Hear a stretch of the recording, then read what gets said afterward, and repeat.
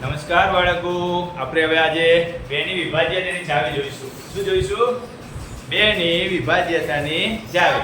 છઠ્ઠા ધોરણમાં તમે બધા શીખેલા જ છો, પણ થોડું આપણે રિવિઝન માટે થોડું જોઈ લઈએ. બેની વિભાજ્યતાની ચાવી. આ શીખવા માટે ધ્યાનમાં રાખવા જેટલી બાબતો કઈ, તો પહેલા તો એની વ્યાખ્યા શીખવી પડે. શું છે વ્યાખ્યા? તો કે કોઈ પણ સંખ્યા, કોઈ પણ એટલે આપેલી સંખ્યા બેકી હોય તો એવી તમામ સંખ્યા બે વડે નિશેષ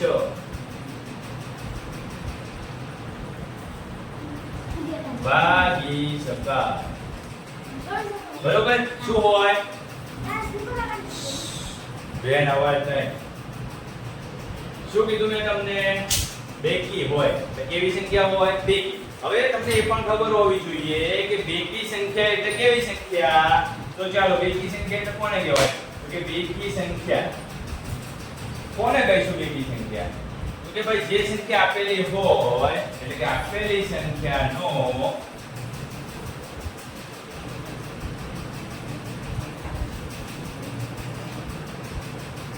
એકમનો અંક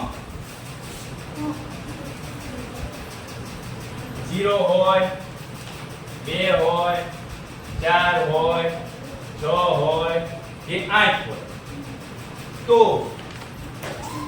આવી સંખ્યાઓ બેકી સંખ્યા બને.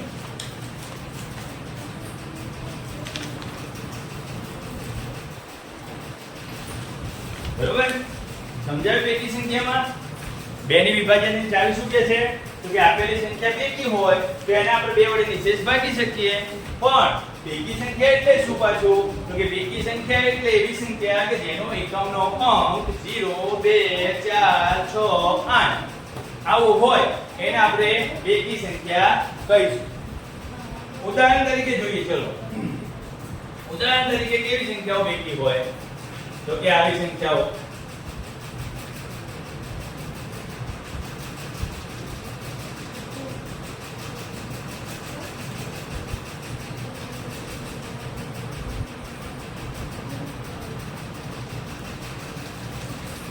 આ બધી સંખ્યાઓને બે વડે નિશેષ ભાગી શકાય. કેમ?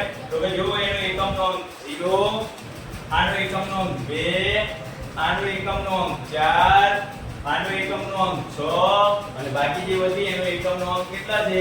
8 છે. તો આ જે એકમનો અંક છે કે બધી સંખ્યાઓને કહેવાનો મતલબ શું થાય છે ખબર છે? તો સંખ્યાને જોઈને ખબર પડશે કે ભાઈ આપેલી સંખ્યાઓ બધી બેકી છે, એને બે વડે આપણે નિશેષ. હવે આમાં એક શબ્દ આવ્યો નિશેષ. શું શબ્દ આવ્યો? નિશેષ એટલે કે શેષ વગરનો. જેનો શેષ 0 હોય, શેષ વગરનો. કોનો શેષ 0 હોય? તો કે બે વડે ભાગો. ચલો, 3 નો ગણ્યો, 2 નો ગણ્યો, તો 2 તરી 6, વચ્ચે 0 આવ્યો, 0 ઉપર આપી દો. 0 ક્યાં મૂકી દેવાનો? ઉપર. કેમ? તો કે નીચે નથી ઉતારવાનું, નીચે આખો ઉતારવાનું. 2 4 8 0 થઈ ગયું. કઈ શેષ વધી? 9. તો આ રીતે જે પણ સંખ્યા સાથે પ્રક્રિયા થાય એને આપણે બે વડે નિશેષ ભાગી શકાય છે એવું કહીશું. બરોબર?